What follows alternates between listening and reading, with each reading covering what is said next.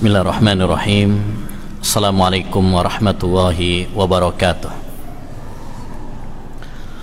Alhamdulillahirabbil alamin. Wabihi nasta'in ala umurid dunya waddin. Wassalatu wassalamu ala asyrafil anbiya'i wal mursalin nabiyyina Muhammad wa ala alihi wa sahbihi ajma'in wa man ihtada bihudah wattaba atharahu ila yaumiddin, amma ba'd. Ma'asyiral muslimin wal muslimat, ayyuhal ikhwah wal akhwat yang semoga senantiasa dirahmati dan diberkahi oleh Allah Subhanahu wa taala.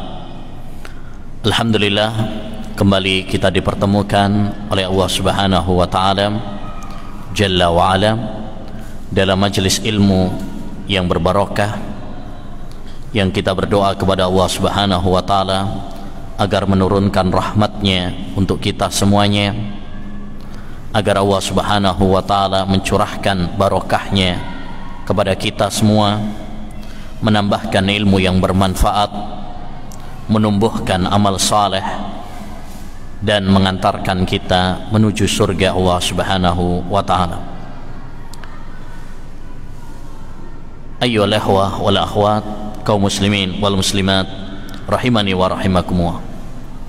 Kita lanjutkan kajian kita pada pembahasan hadis-hadis adab Kitabul Jami' dari Bulughul Maram untuk mempelajari petuah-petuah Nabi sallallahu alaihi wasallam yang berkaitan tentang adab dan akhlak dalam Islam.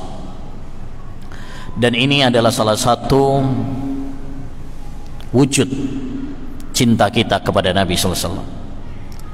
Ini adalah salah satu wujud pembelaan kita kepada Nabi sallallahu alaihi wasallam, yaitu dengan semakin mengenal lebih dekat kepada Nabi sallallahu alaihi wasallam, semakin bersemangat mempelajari tentang kehidupan Nabi sallallahu alaihi wasallam, baik dari sisi akidah beliau, ibadah beliau, akhlak beliau, sehingga kita bisa mencontoh dan meneladani beliau, karena beliau adalah teladan kita semuanya.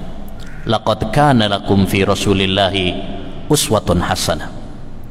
Sungguh Rasulullah sallallahu alaihi wasallam itu adalah suri tauladan bagi kalian semuanya, bagi kalian yang mengaku beriman kepada Allah dan mengaku beriman kepada hari akhir.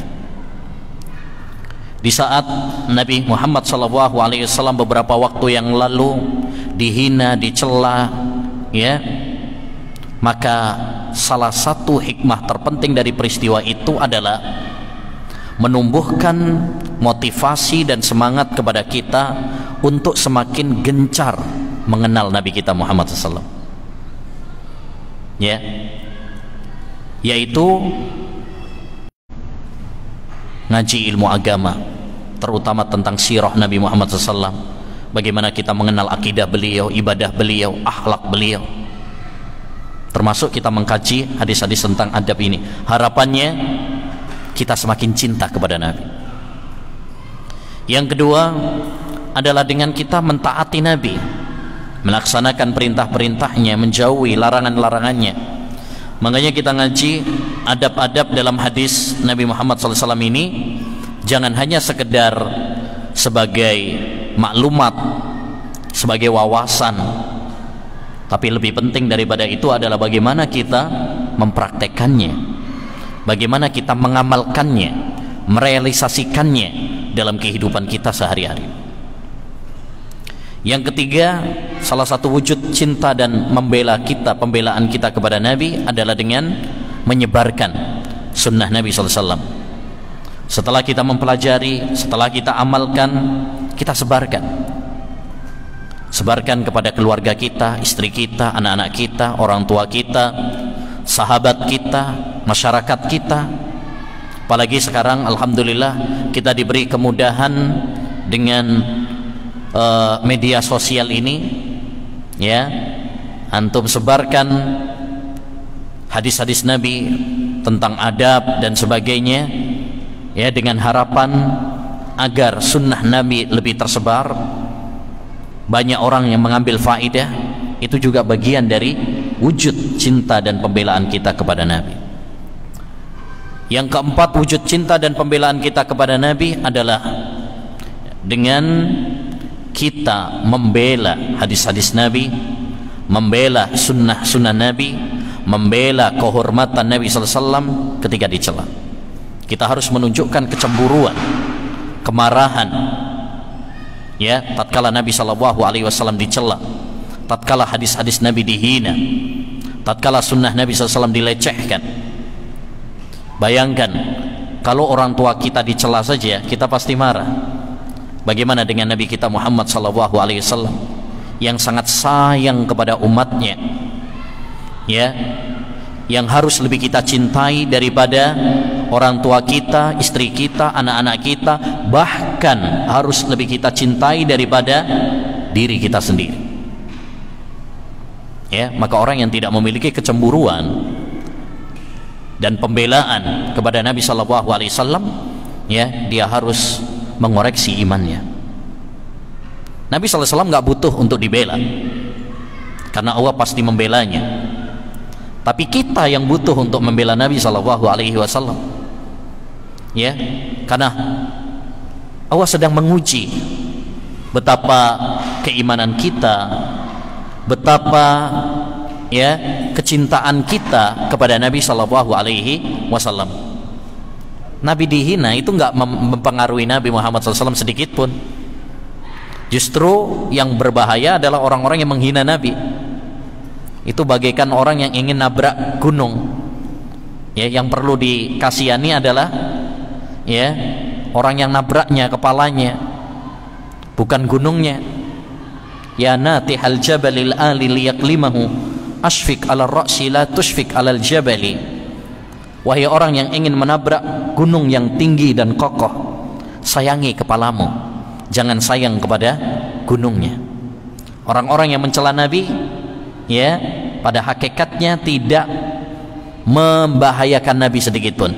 Justru dengan adanya penghinaan dan pelecehan kepada Nabi Muhammad, Allah angkat derajatnya. Ya, Nabi semakin dicinta, semakin dibela, semakin sering disebut namanya.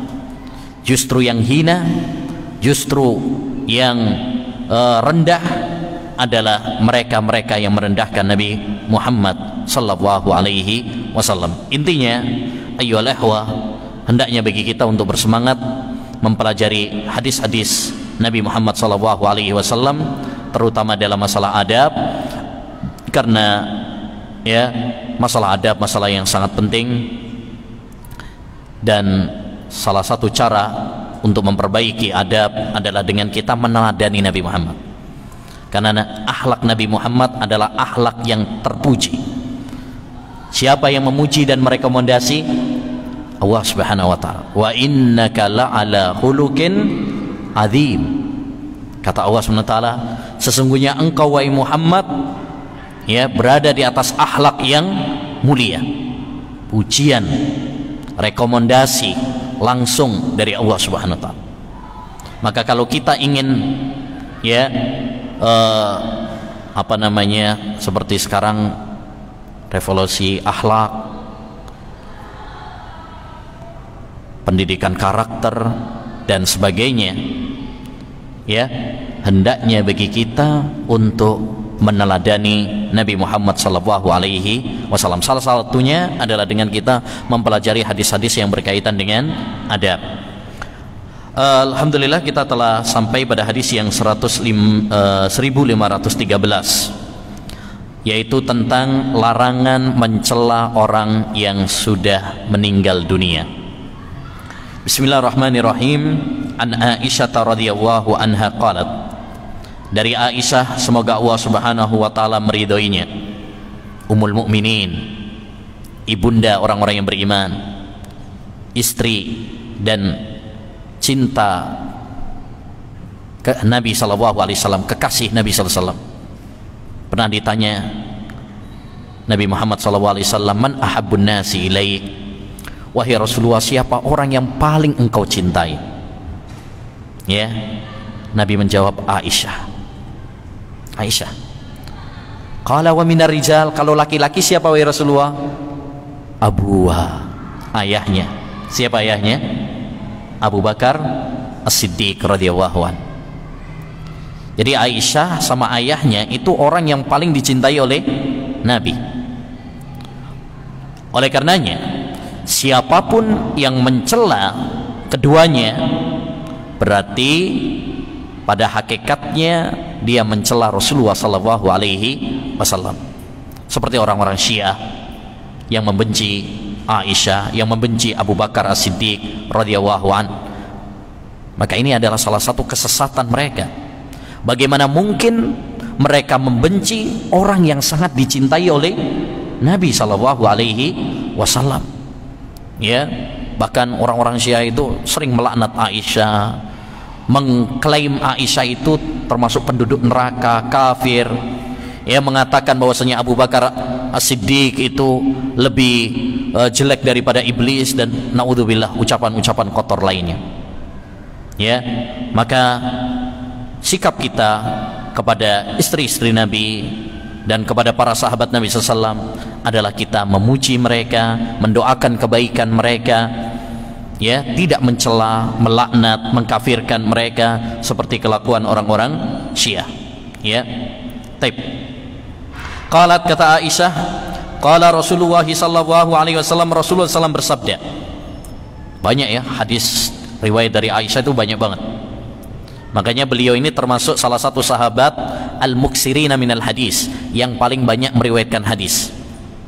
Ya, setelah Abu Hurairah radhiyallahu anhu. Ya, ada 5 sahabat yang paling banyak meriwayatkan hadis. Ya, diantaranya adalah Abu Hurairah nomor 1, Aisyah, ya, kemudian Ibnu Umar, Ibnu Abbas, ya, kemudian Abu Sa'id Al-Khudri, Jabir. Ini beberapa sahabat yang banyak meriwayatkan hadis. Ya, di antaranya adalah Aisyah. Ya, di antaranya adalah Aisyah. Dan inilah, ikhwan, salah satu faedah hikmah kenapa Nabi SAW itu poligami. Kenapa Nabi SAW itu menikah lebih dari 1? Salah satunya adalah agar ya tersebar ilmu, agar tersebar ilmu. Makanya banyak yang meriwayatkan ya hadis-hadis yang diriwayatkan dari Ummul Mukminin Aisyah. Ya, terutama masalah-masalah rumah tangga. Hal yang jarang diketahui oleh sahabat Nabi yang lain. Urusan-urusan rumah tangga, terutama urusan-urusan hubungan suami istri.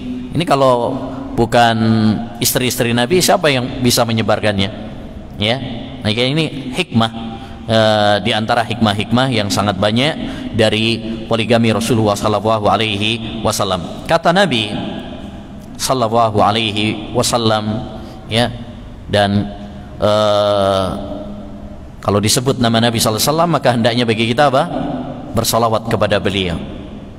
Karena Nabi bersabda, man shalla alayya wahidan sallallahu alaihi asyra.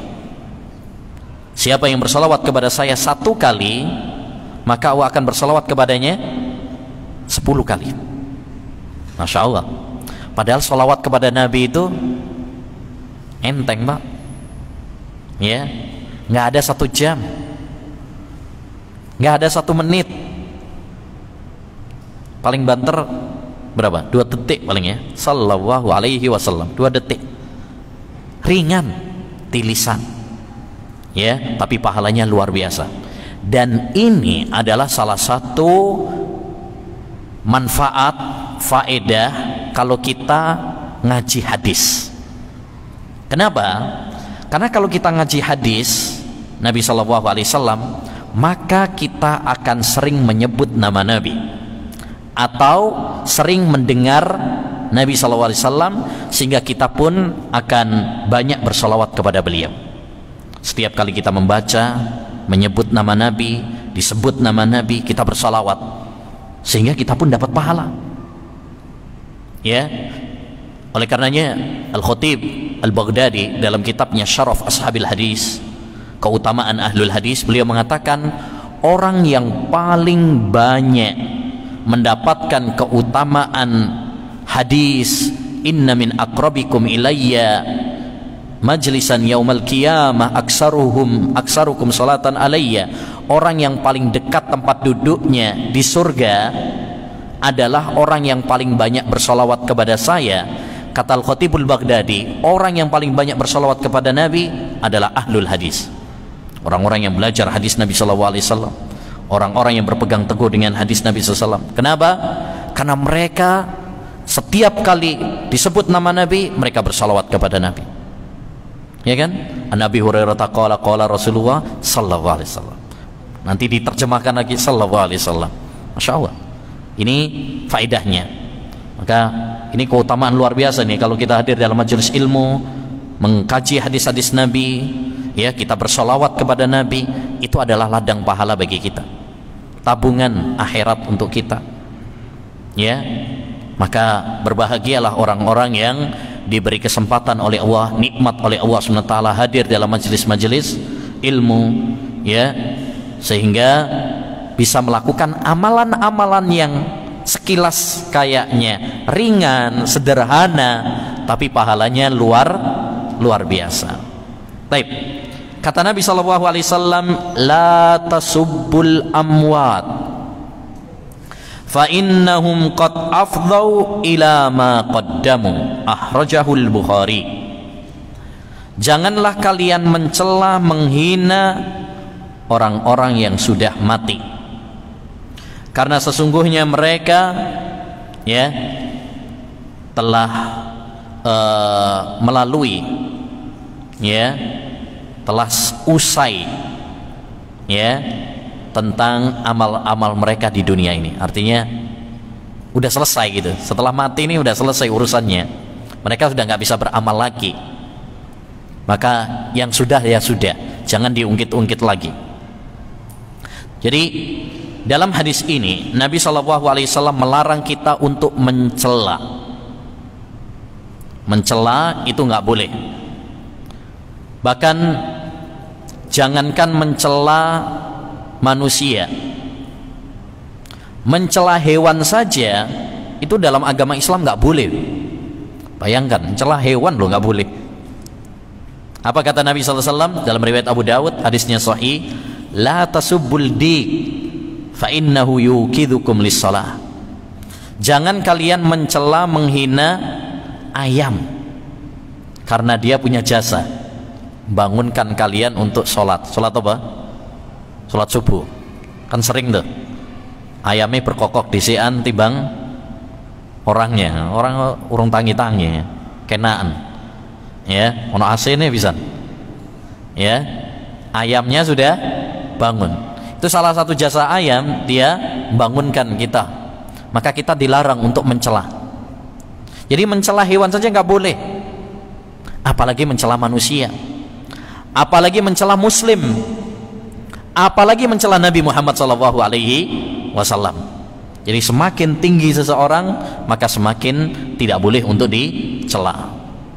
Ya, itu bukan kebebasan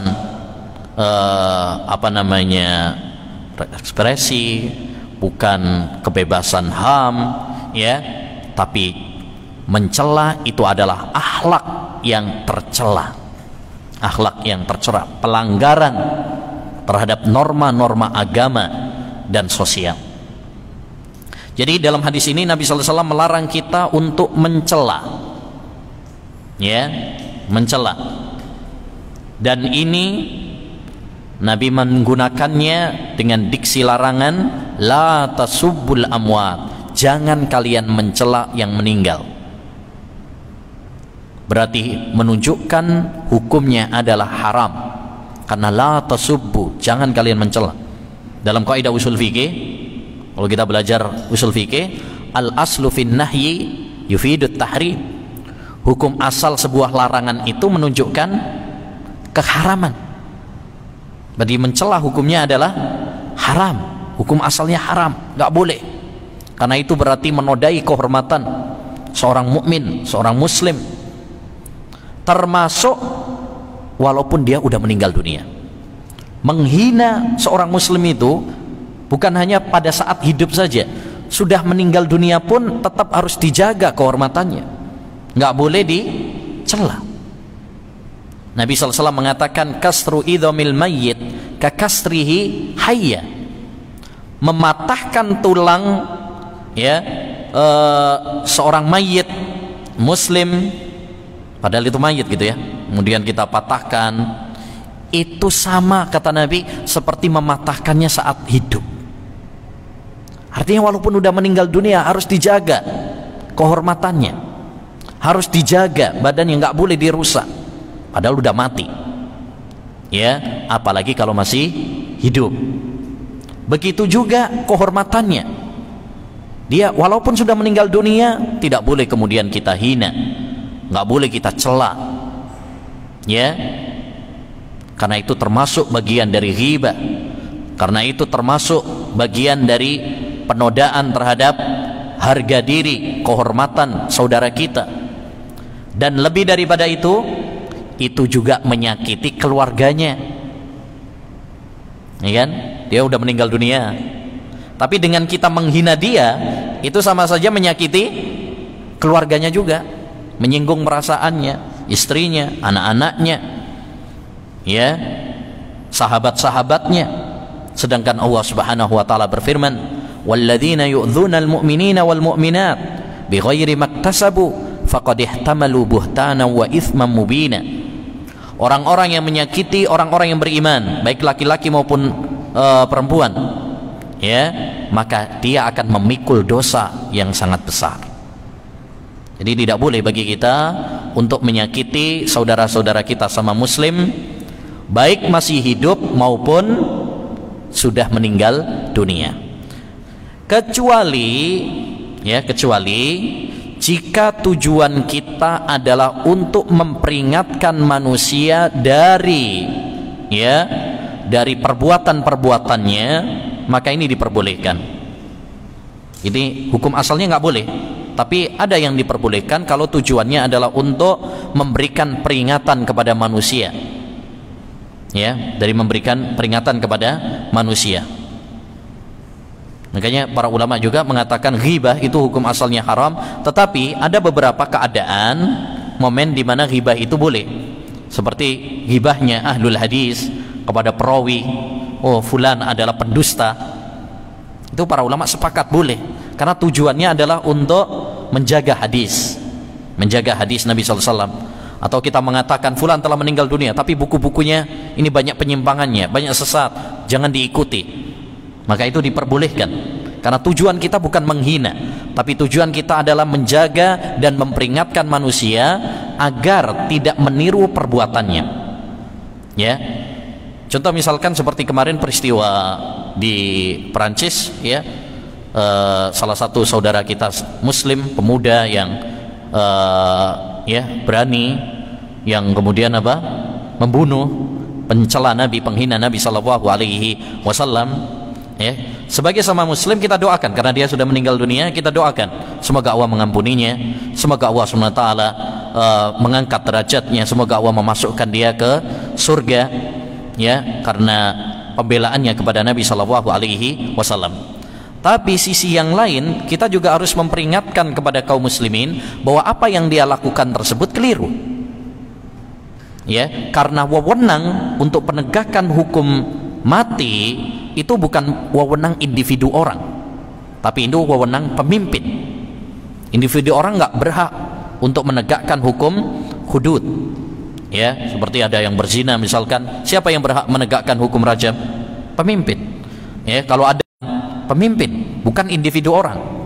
Kalau diserahkan kepada individu orang, kacau nanti, ya, yang terjadi adalah kekacauan.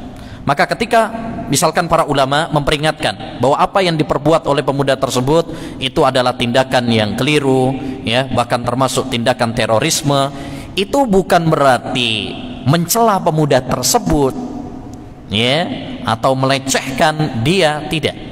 Itu maksudnya, tujuannya adalah untuk memperingatkan kepada umat agar tidak meniru apa yang dilakukan tadi. Betul, kita mencintai Nabi, tapi dengan cara yang benar, ya, bukan dengan melanggar kebablasan, ya, sehingga melakukan hal-hal yang bertentangan dengan syariat. Intinya dari hadis ini adalah larangan bagi kita untuk mencela.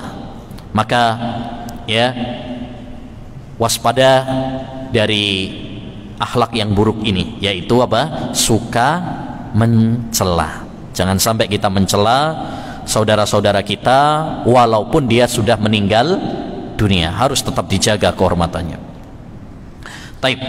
Selanjutnya, an Hudzaifah radhiyallahu anhu qala, dari sahabat Hudzaifah, yaitu Hudzaifah ibnul Yaman, salah satu sahabat Nabi sallallahu alaihi wasallam yang mulia, ya, yang banyak dipercaya oleh Nabi sallallahu alaihi wasallam, menyimpan rahasia-rahasia Nabi.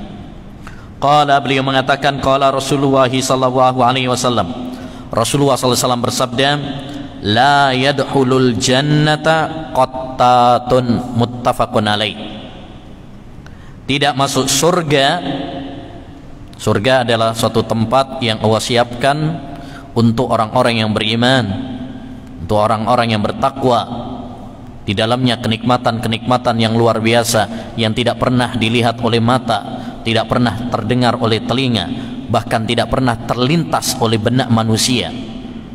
Ya, qattatun, tidak masuk surga. Qattat, apa artinya qattat?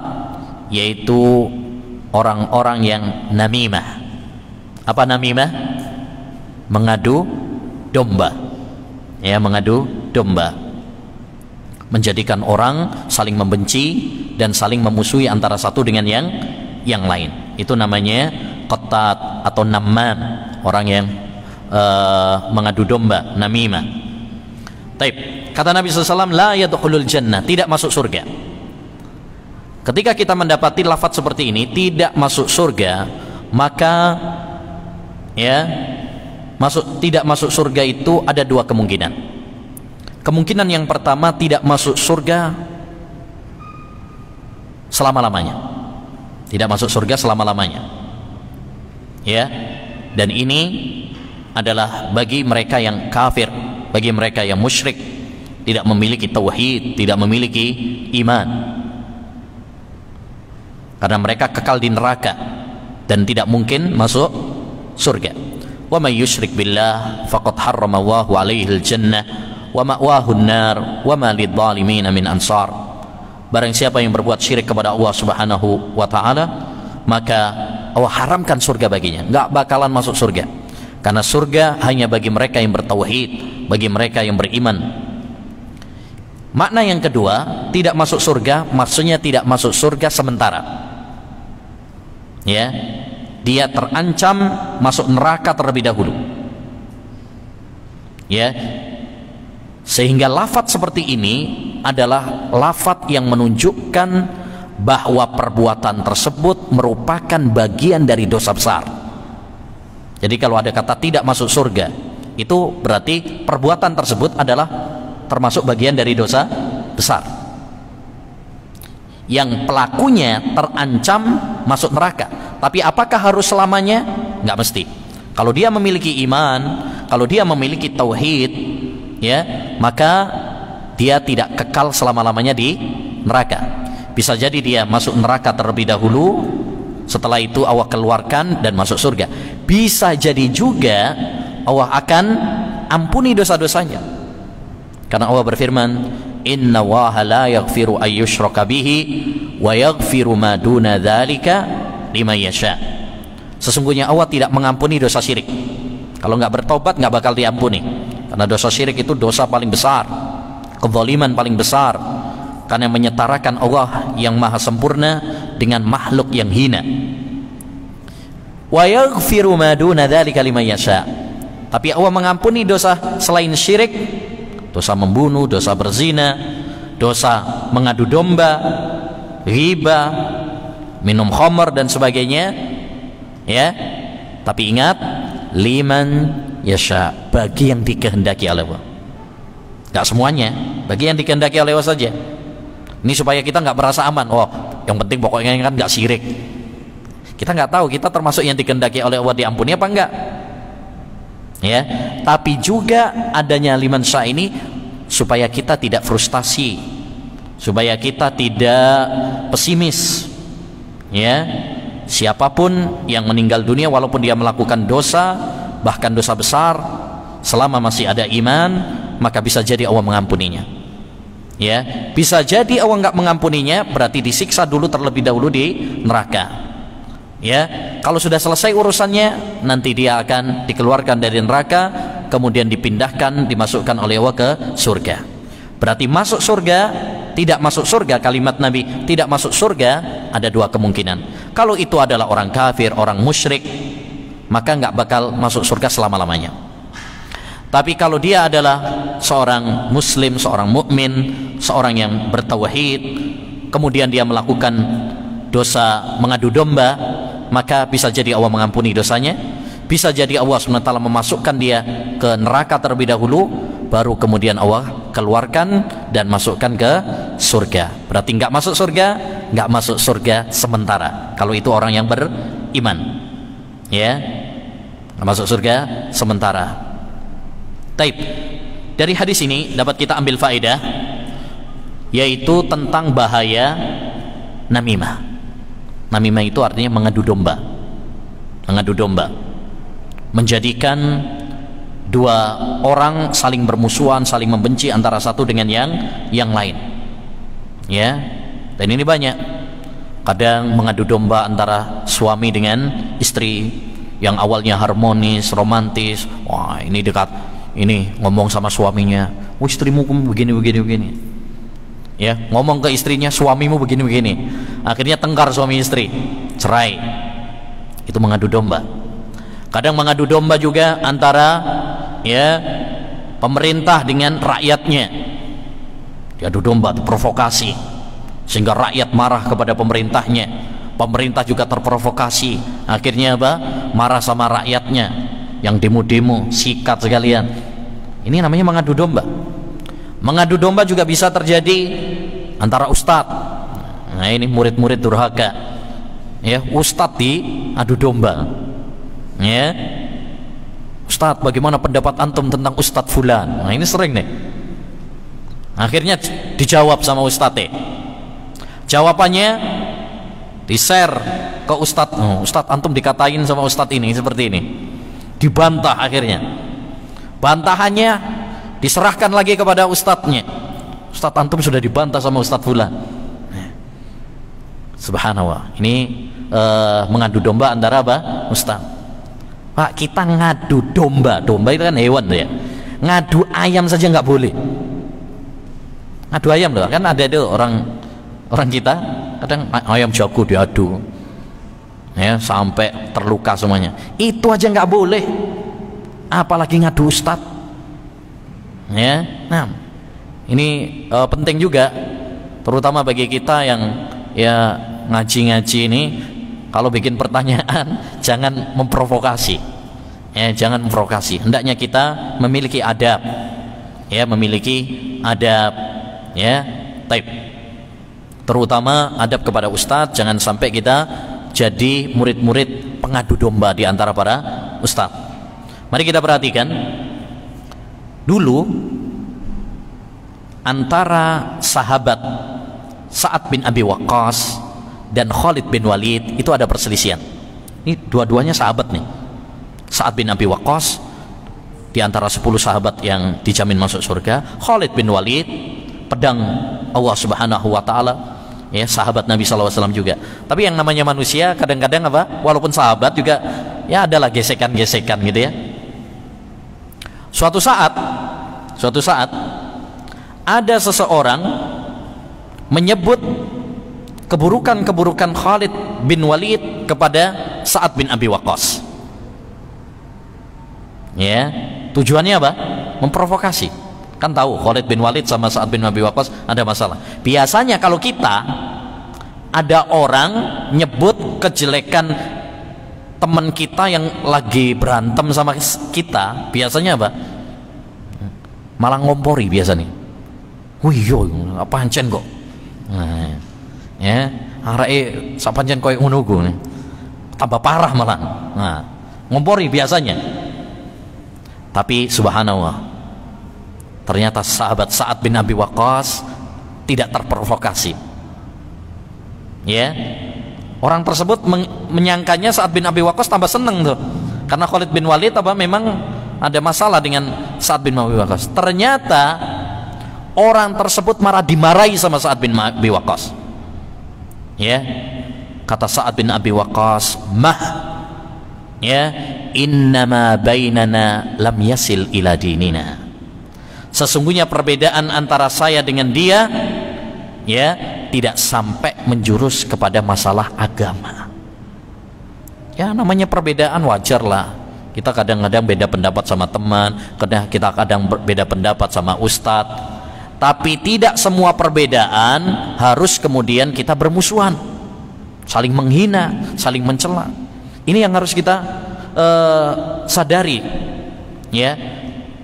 Tidak semua perbedaan mengharuskan kita harus bermusuhan.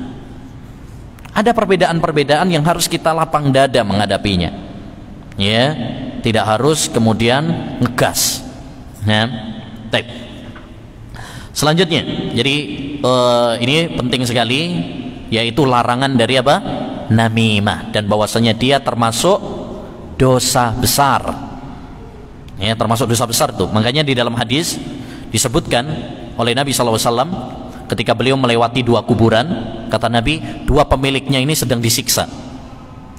Yang pertama gara-gara dia, ya, tidak perhatian dengan kesuciannya ketika dia kencing, nggak cebok atau ceboknya nggak bersih, nyiprat sana nyiprat sini.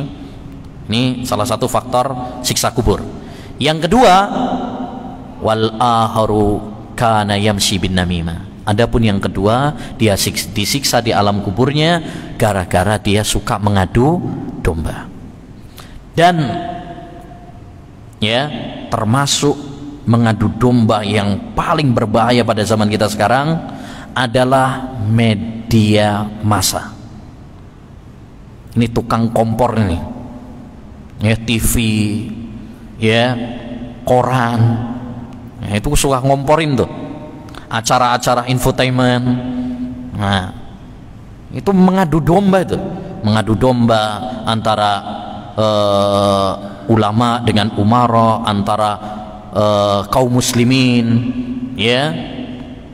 Maka kita harus berhati-hati, ya, harus berhati-hati, ya, dari segala jebakan-jebakan, ya, namimah, adu domba antara umat, ya, adu domba antara ulama, adu domba dengan umara, ya. Kita jangan terjebak dalam jebakan-jebakan tersebut.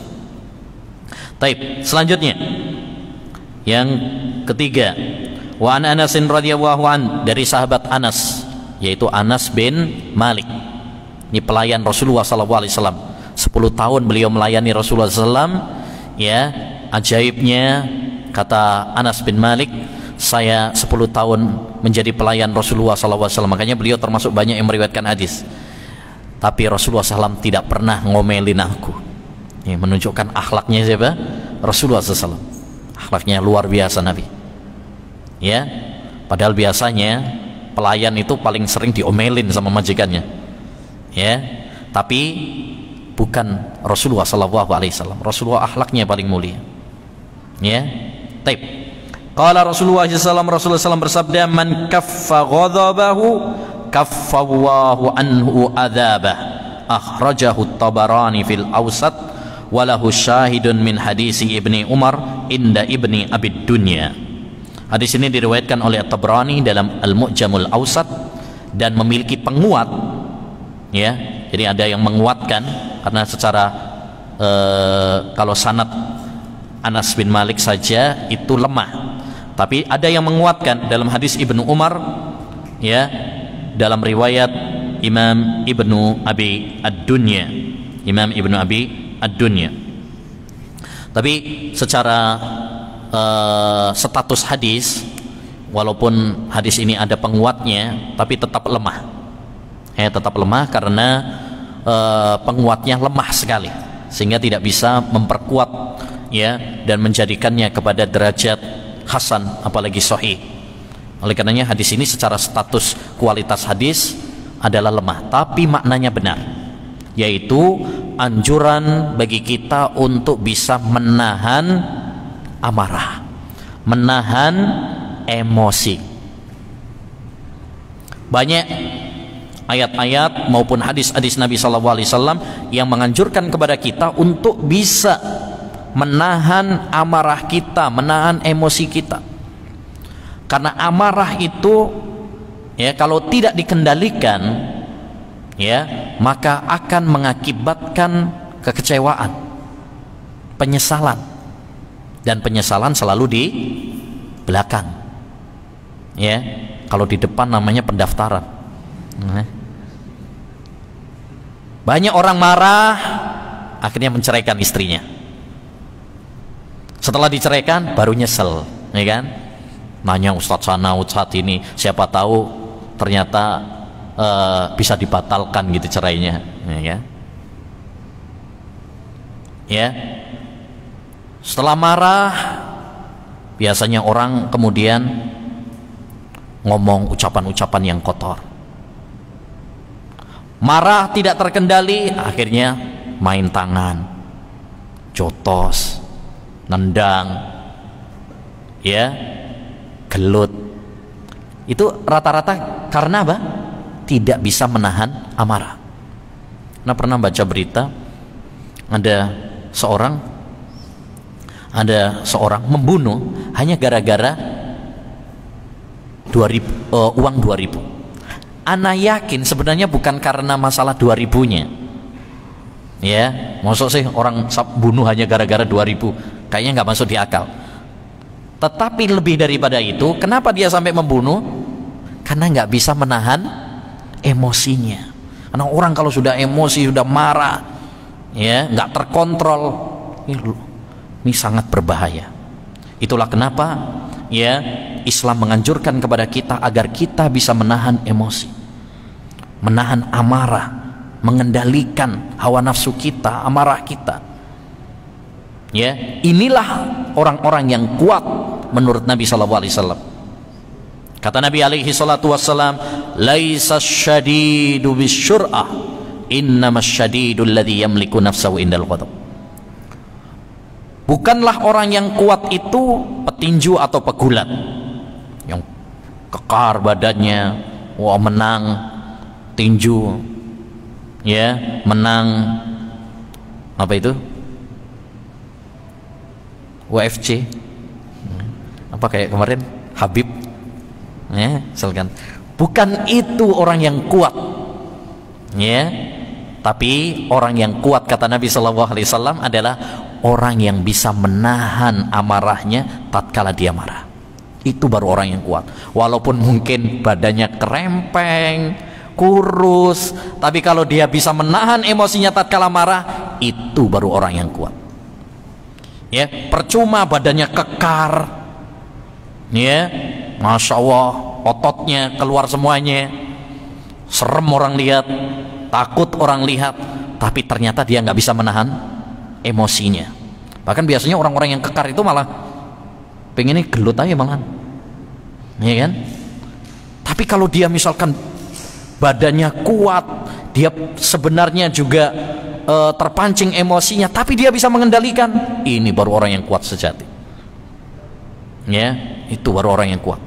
Kata Nabi SAW, man kaffa, ya, man kadhama ghaidahu wa huwa qadirun an yunaffidahu da'ahu wa ala ru'usil khalaiqi yaumal qiyamah, ya, an yukhayyirahu minal huril ain ini masya. Kata Nabi SAW, orang yang bisa menahan emosinya padahal dia mampu untuk melampiaskan amarahnya. Beda lagi kalau nggak mampu gitu ya. Ini mampu, ini sebenarnya dia punya wewenang. Misalkan seorang kepala rumah tangga, seorang ayah, dia mampu untuk memarahi istrinya, memarahi anaknya, mampu dia, tapi dia menahan emosinya. Ya, seorang atasan, dia mampu untuk memarahin bawahannya. Ya, seorang yang kuat lawan orang krempeng misalkan, dia mampu untuk menjotosnya, tapi dia tahan emosi tersebut. Maka kata Allah Subhanahu wa taala, besok pada hari kiamat Allah akan memanggilnya di hadapan para makhluk. Ya, bayangkan kita kalau dipanggil presiden saja di hadapan menteri-menteri itu sudah kehormatan. Ini dipanggil oleh Allah Subhanahu wa taala. Terus untuk apa? Ya, suruh milih bidadari yang dia suka. Masya Allah, bukan milih sepeda loh ini, milih bidadari. Masya Allah. Ya, nanti banyak bidadari pilihannya, suruh milih mana yang paling zen, yang paling cocok sama dia. Masya Allah. Ya, ini keutamaan bagi mereka-mereka yang bisa menahan emosinya. Maka hadis-hadis seperti ini, ikhwan, sangat penting bagi kita. Ya, nah, kita ingat tatkala kita marah, ingat hadis ini. Ya, diingat-ingat. Terus dipraktekkan, sapa ngerti kok oleh bidadari. Ya. Nah, penting kadang kita suka marah sama istri, suka marah sama anak. Nah, ya, ingat hadis ini. Ya, yang menahan amarahnya, menahan emosinya. Dalam surat Ali Imran kalau tidak salah, ya, Allah Subhanahu wa taala mensifati orang-orang yang beriman juga, wal kadhiminal ghaidha wal afina 'anil nas wallahu yuhibbul muhsinin. Orang-orang yang beriman itu, orang-orang yang bertakwa itu sifatnya satu, menahan emosi. Dua, suka memaafkan. Ini lebih tinggi lagi ini. Yang ketiga, Allah mencintai orang-orang yang berbuat baik. Menarik, pernah dulu ada seorang ulama salaf, Ja'far as-Sadiq, di Ahlul Bait juga, seorang ulama salaf juga. Suatu saat ada budaknya bikin emosi dia, bikin marah dia. Tapi pinter ini budaknya. Dia tahu tuannya ini orang yang berilmu gitu ya, kalau diingatkan dengan Quran maka akan mematuhi gitu. Dibacain ayat tadi coba. Ya. Budaknya habis bikin jengkel, bacain ayat tadi, wal kadhiminal ghaidha. Orang-orang yang bertakwa, beriman itu adalah orang yang menahan, ya, emosinya. Kata Ja'far as-Sadiq, ya udah aku tahan emosiku. Wal afina 'anil nas, suka memaafkan. Ya udah saya maafkan sampean. Wallahu yuhibbul muhsinin, Allah mencintai orang-orang yang berbuat baik. Ya udah saya bebaskan kamu. Enak ya, bis bikin jengkel dibebaskan pula. Ya, ini karena para ulama ussalaf dahulu orang-orang yang sangat tunduk kepada dalil. Ya, nah, beda sama kita. Biasanya kadang kalau emosi diingatkan sama dalil tambah orang-orangan. Ya, nih makanya kalau lagi emosi kita perlu hati-hati juga tuh. Kadang-kadang sebagian kita ketika emosi terus diingatkan dengan dalil, bukannya malah terima kasih, tapi malah apa? Ngamuk. Malah ngamuk. Tapi itu wajar ya. Ya wajar. Maksudnya karena emosi kadang-kadang orang tidak sadar dengan apa yang diucapkan. Pernah dulu ada orang marah, terus Nabi SAW mengatakan, andaikan dia mengucapkan a'udzubillahi minasyaitonirrajim, itu reda itu emosinya. Terus ada orang nyampaikan kepada orang tadi, kamu dengar nggak apa yang disampaikan oleh Nabi? Ya, orang tersebut balas, emang saya gila apa? Suruh ta'awud. Itu Nabi loh yang bilang. Oh, tapi karena emosi dia bilang apa? Emang saya gila apa suruh ta'awud? Ya, menolak ucapan Nabi. Tapi Nabi nggak memarahinya karena memaklumi keadaannya. Ya, namanya juga orang emosi. Namanya juga orang emosi. Makanya ini juga perhatian bagi kita, terutama dalam rumah tangga atau persahabatan ya, penting. Ucapan orang-orang yang dalam kondisi emosi itu jangan dimasukkan hati. Sakit kalau dimasukkan dalam hati. Ya, sakitnya tuh di sana gitu malah. Jadi kalau orang-orang yang emosi, ucapannya jangan dimasukkan di dalam hati. Karena orang yang emosi itu dia kadang nggak terkontrol ucapannya, nggak sadar.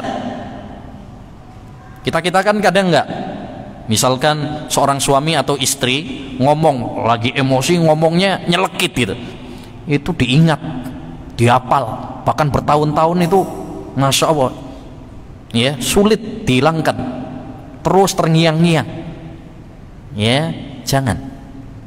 Bahkan ada sebagian orang, masya Allah, untuk urusan kayak gitu hafalannya kuat, nggak hilang-hilang. Ya, nggak hilang-hilang. Oleh karenanya, ikhwan, ini faedah penting. Kalau orang itu emosi, ya ucapan-ucapannya jangan terlalu dimasukkan di dalam hati. Dalam pertemanan juga begitu. Dalam pertemanan, yang namanya orang kadang-kadang mungkin dalam persahabatan, kadang karena emosi ngomong kalimat-kalimat yang mungkin apa? Nyelekit. Ya, itu kalau dia mengucapkannya dalam keadaan emosi, nggak usah terlalu dipikirin. Ya, namanya juga orang lagi apa? Emosi. Nah, makanya salah satu adab yang bagus juga yang disebut oleh para ulama itu adalah at-taghaful. At-taghaful itu cuek. Maksudnya cuek itu cuek terdapat menghadapi kesalahan sahabat kita. Nggak usah terlalu dibesar-besarkan. Nggak usah terlalu dibesar-besarkan. Ya, anggap aja apa? Angin berlalu, itu aja. Ya, kalau kita bisa menutupi kesalahan tersebut maka lebih utama. Juga usah dibesar-besarkan. Dulu pernah ada seorang wanita datang kepada Hatim al-Asam. Saking derdeknya perempuan itu bertanya kepada Hatim al-Asam, ya, nggak sadar keluar angin, ngentut, saking derdeknya itu, ya, grogi, ya, akhirnya keceplosan maksudnya ngentut mana. Nah, ini kan mungkin dia merasa nggak enak gitu kan. Apa yang dilakukan oleh Hatim al-Asam? Dia pura-pura nggak dengar. Dia mengatakan, coba ulangi, kurang dengar tadi. Nah, akhirnya wanita tadi mengatakan, alhamdulillah nggak dengar, ya, nggak dengar suara apa. Intinya maksudnya ulama tersebut apa? Ingin menutupi apa? Kesalahan tadi, aib tadi. Nah, kita pun demikian, kadang mendapati kesalahan atau aib pada saudara kita, teman kita, ya, keluarga kita, nggak usah dibesar-besarkan. Taib. Selanjutnya dari sahabat Abu Bakar As-Siddiq, qala Rasulullah SAW, la yadkhulul jannata hibbun wala bahilun wala sayyi'ul malakah, akhrajahu Tirmidzi wa farraqahu hadisaini wa fi isnadihi dha'fun. Tidak masuk surga. Tidak masuk surga tadi sudah kita jelaskan. Maksudnya tidak masuk surga itu ada dua kemungkinan, nggak masuk surga selama-lamanya atau tidak masuk surga sementara. Hibbun, tidak masuk surga. Hibbun itu adalah penipu. Ya, penipu. Kemudian yang kedua, wala bahilun, bahil, pelit, medit. Yang ketiga, wala sayyi'ul malakah, yaitu orang yang jelek perlakuannya sama budaknya, sama. Hadis ini secara sanad lemah, ya, tetapi dibawakan oleh penulis karena di dalam hadis ini terdapat peringatan tentang 3 sifat yang buruk. Satu, yaitu sifat penipu. Sifat penipu. Ini baik menipu apa? Menipu itu banyak ya. Menipu harta.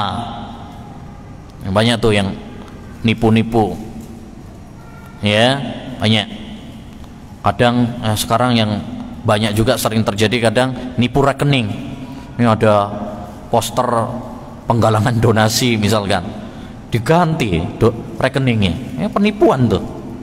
Nah, itu haram, makan harta apa? Ya, makan harta yang haram.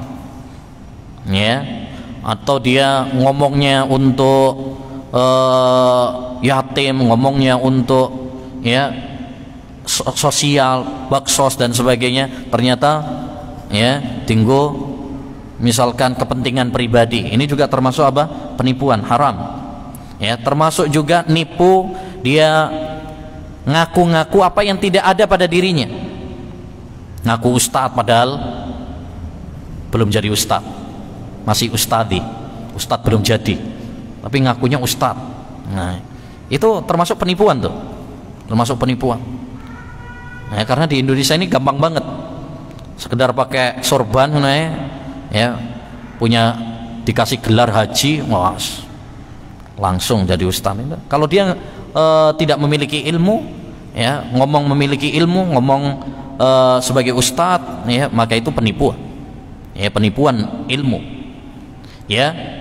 Atau ngaku-ngaku keturunan Nabi, misalkan, oh saya Habib keturunan fulan, padahal bukan.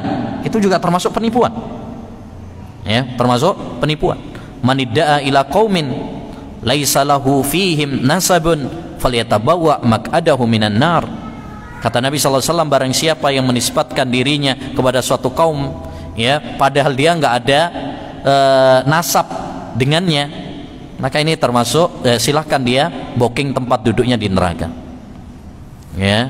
Nah, ngaku kaya, ya, padahal utang sana utang sini, itu juga penipuan tuh, ya. Mau ngelamar misalkan, masya Allah, ya, pakai, ya, jas, pakai, ya, apa ya, BMW, ya, atau yang lainnya, ya, memperlihatkan dia adalah orang kaya, padahal nipu.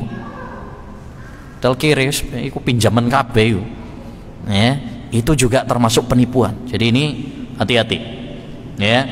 Yang kedua, bahil, ya, sifat yang kedua yang disebutkan oleh Nabi SAW di sini adalah bahil, medit, pelit, ya. Bukan hanya harta saja, lebih daripada itu, medit, melakukan kebaikan-kebaikan padahal dia mampu, itu juga bahil. Makanya Nabi mengatakan, al-bahilu man dzukirtu indahu wa lam yusalli alayya. Orang yang bahil adalah orang yang disebut nama saya lalu dia nggak mau bersolawat kepada saya. Itu bahil. Karek solawat aja kok, apa repotnya? Dia nggak mau bersolawat. Itu pelit, bahil. Jadi bukan hanya masalah harta saja. Yang ketiga adalah orang yang jelek akhlaknya sama bawahannya, sama budaknya, sama karyawannya, ya, menteng-menteng dia apa, atasan, bos, akhirnya semena-mena, kasar sama bawahannya. Nah, ini nggak boleh. Hendaknya bagi kita tetap tawadhu, ya, berbuat baik, ya, kepada pelayan, pembantu, karyawan, ya, bawahan, ya, pekerja-pekerja kita. Hendaknya bagi kita untuk berlaku baik kepada mereka, dan itu pun manfaatnya banyak. Selain dari mendapatkan pahala, karyawan juga betah. Coba kalau bosnya itu baik gitu kan, karyawannya juga apa? Betah. Tapi kalau bosnya, atasannya, ya, sombong, semena-mena, kasar, akhlaknya buruk, ya karyawannya juga nggak betah. Nah, selanjutnya, hadis yang selanjutnya, ya, adalah kata Nabi sallallahu alaihi wasallam, hadisnya sahih riwayat Bukhari. An Ibni Abbasin radhiyallahu anhu qala, dari sahabat Ibnu Abbas, semoga Allah meridainya, qala Rasulullah sallallahu alaihi wasallam, Rasulullah bersabda, man tasamma'a hadisa qaumin wa hum lahu karihun, barang siapa yang mencuri-curi dengar pembicaraan suatu kaum padahal mereka nggak mau kalau ada orang yang nguping. Jadi ini nguping, ada orang lagi diskusi rahasia, rapat rahasia, ya kan, tapi ini nguping-nguping nih, ya. Maka basubba fi udhunaihi al-anuku yaumal qiyamah, maka akan dituangkan di telinganya al-anuk. Al-anuk itu timah panas, yaumal qiyamah, pada hari kiamat. Di hadis ini ancaman, peringatan bagi orang-orang yang suka nguping pembicaraan orang lain sedangkan mereka nggak pingin itu bocor, itu rahasia gitu. Taunya dari mana kalau itu adalah rahasia? Mereka sudah berusaha sembunyi-sembunyi, ya, berdua, gitu kan. Kata Nabi SAW, idza haddasa ar-rajulu ar-rajula summa iltafata fahiya amanah. Kalau ada orang ngomong empat mata kemudian tolak-tolak ke kanan ke kiri, itu namanya rahasia, amanat yang harus dijaga. Nggak boleh kita mencuri-curi pendengaran, gitu kan. Karena dia tatkala toleh ke kanan ke kiri, maksudnya apa? Lihat dulu, ini ada orang yang dengar apa enggak, gitu kan. Ya, maka kita pun nggak boleh nguping-nguping. Wah, ini ngomong apa ini? Kadang orang itu kepo gitu ya, pengen tahu aja ya, ngomong apa ini. Nah, ini sifat yang buruk nih. Ngurusin urusan orang lain, ngurusi dulu diri kita sendiri.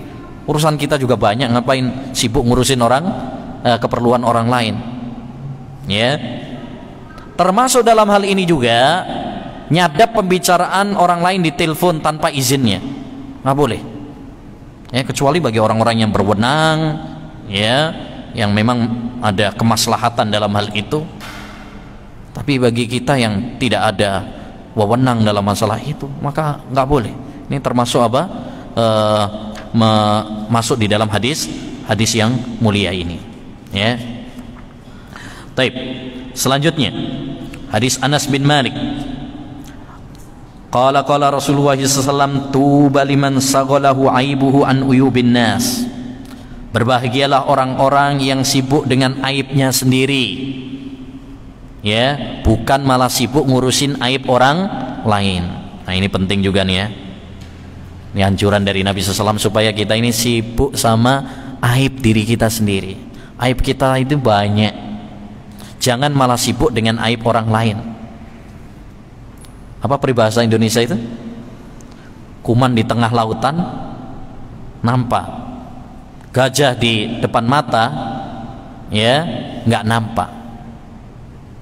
Ya, artinya kadang orang itu kalau aib orang lain sekecil apapun itu kelihatan banget, tapi aib dia sendiri yang besar, gede, sebesar gajah nggak kelihatan. Dia sibuk ngurusi aib orang lain, ya, malah nggak sibuk untuk memperbaiki aibnya dia sendiri. Ada sebagian orang seperti itu, sibuknya malah membicarakan aib orang lain, bahkan bukan aib orang aja, aib ustadz, dai, ulama, ya. Yang paling bikin gemes lagi, kadang-kadang ada pengajian isinya hanya membahas aib ulama, ya, padahal aib dia sendiri apa banyak sekali. Maka ini pelajaran penting bagi kita, ya, agar hendaknya bagi kita untuk sibuk untuk ngurusi aib kita sendiri, ya. Kemudian juga dalam hadis berikutnya, hadisnya dhaif ini, ya, hadisnya lemah.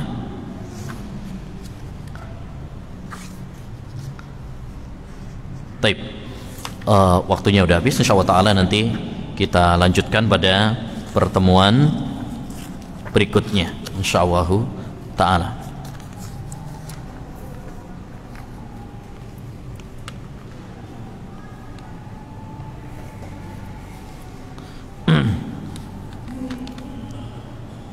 Taib, ini ada pertanyaan, Ustadz. Dulu Ustadz menjelaskan untuk taat pemimpin dan sudah jelas dalam Al-Quran surat An-Nisa ayat 59, dan meninggalkan perilaku tercela seperti kemarin ada demo tolak cipta kerja. Pertanyaannya, jika kegiatan mengemukakan pendapat sudah diatur di UUD 45, Masya Allah, ini seperti pada pasal 28, waduh, ini atik pasal warang ini, kayak pengacara ini, ya, seperti pasal 28, 45 dan UUD nomor 9 tahun, Masya Allah, hafal ya, tahun 98, yang sudah jelas diatur bahkan dilindungi. Apakah tindakan demo ini sesuatu yang tercela? Mohon pendapatnya. Ya, mengemukakan pendapat atau demo kalau dalam undang-undang negara kita memang diperbolehkan, ya, karena negara kita kan demokrasi, ya, anaknya demokrasi ya demonstrasi. Makanya kalau pemerintah menerapkan demokrasi, ya harus siap untuk di demo. Itu suatu keniscayaan, kelaziman. Tapi pembahasan kita itu bukan menurut undang-undang negara. Ya.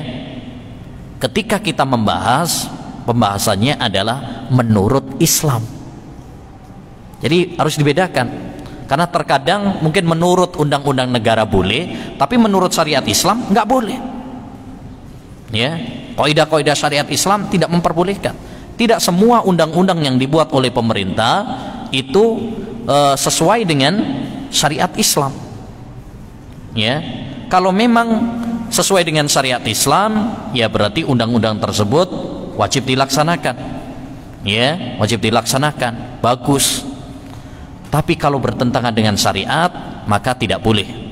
La ta'ata li makhlukin fi maksiatil khaliq. Tidak ada ketaatan kepada makhluk dalam hal maksiat kepada Allah Subhanahu wa taala. Jadi kalau demonstrasi, kalau menurut undang-undang pemerintah, ya memang boleh asalkan tidak anarkis. Tapi kalau kita berbicara menurut kaidah-kaidah syariat Islam, ya demonstrasi, ya menurut kaidah-kaidah syariat Islam tidak diperbolehkan. Tidak pernah dicontohkan oleh Nabi. Itu tasyabuh dengan orang-orang kafir, bukan produk Islam, itu produk orang-orang kafir. Ya. Kemudian yang ketiga, banyak madorotnya.